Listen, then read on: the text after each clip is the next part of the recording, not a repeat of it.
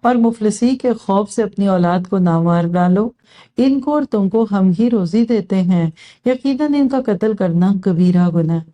پارہ 14 اور پارہ 15 کے ربط میں ایک چیز قتل اولاد ہے۔ پچھلے پارے میں ہم نے سورۃ نحل میں دیکھا بیٹیوں کو زندہ درگور کرنے کی بات تھی، تو عربوں میں 3 وجوہات پہ اولادوں کو جو یا بیٹیوں کو اسپیشلی مارتے تھے، اس میں ایک ادھر آ گئی، دوسری یہ آپ کے سامنے آ رہی ہے اس بارے میں کیا کہ اولاد کھائے گی کہاں سے۔ 2 بچے خوشحال گھرانہ، اس سلوگن کو پھاڑ کے پھینک دیجیے۔ یہ خوشحال گھرانہ نہیں ہے، یہ مفلس گھرانہ ہے۔ یہ برگر فیملی تو ہے، اوپر نیچے ہیں، لیکن نہ بھائی کا بھائی ہے نہ بہن کی بہن ہے۔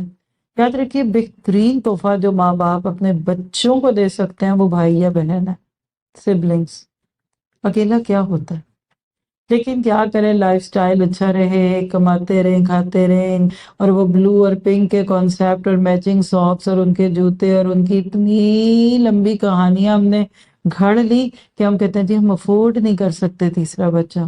معاف کیجیے، آپ تو 2 بچے بھی نہیں افورڈ کر سکتے، کیا 2 بچوں کو کوئی ماں باپ کھلا سکتے ہیں اگر اللہ نہ دے تو یہ وجہ بتا کر ادھر کہہ دیا کہ تم اولاد کو مفلسی کے خوف سے نہ مار ڈالو، ان کو اور تم کو ہم ہی روزی دیتے ہیں۔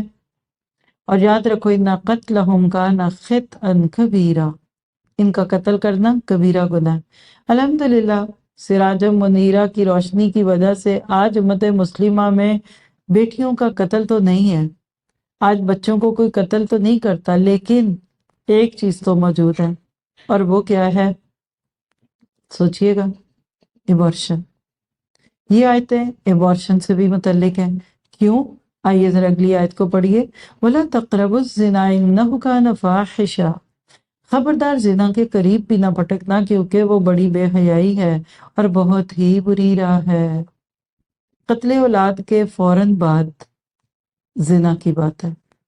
لکھیے، جب سے ایسے طریقے ایجاد ہوئے کہ اپنی خواہش بھی پوری کر لو اور بچہ بھی نہ پیدا ہو، تب سے ایبارشن عام ہوا۔ اور پھر آپ دیکھیں گے کہ ان ساری چیزوں میں اگر آپ محسوس کریں گے تو کیا سمجھ آئے گا؟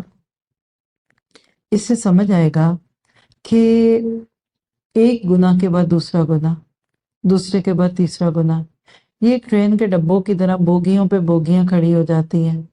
جب آپ ایک کام غلط کرتے ہیں تو دوسرا خود بخود ہونے لگتا ہے۔ اب مجھے بتائیے اتنی پیاری تعلیمات اللہ نے دی ہیں، کوئی اور شریعت ہے ایسی جو یہ دے سکے؟ آج مجھے تو ان باتوں کو پڑھتے پڑھاتے ہوئے دوبارہ اسلام پہ پیار آ رہا ہے۔ اسلام کی کوئی ایک چیز ایسی نہیں جس پہ آپ شرمندہ ہوں۔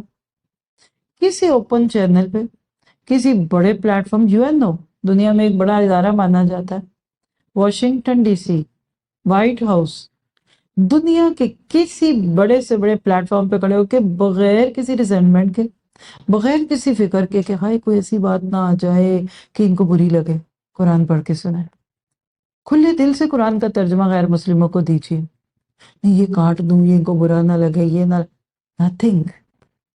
قرآن اتنا خوبصورت انسان دوست ہے،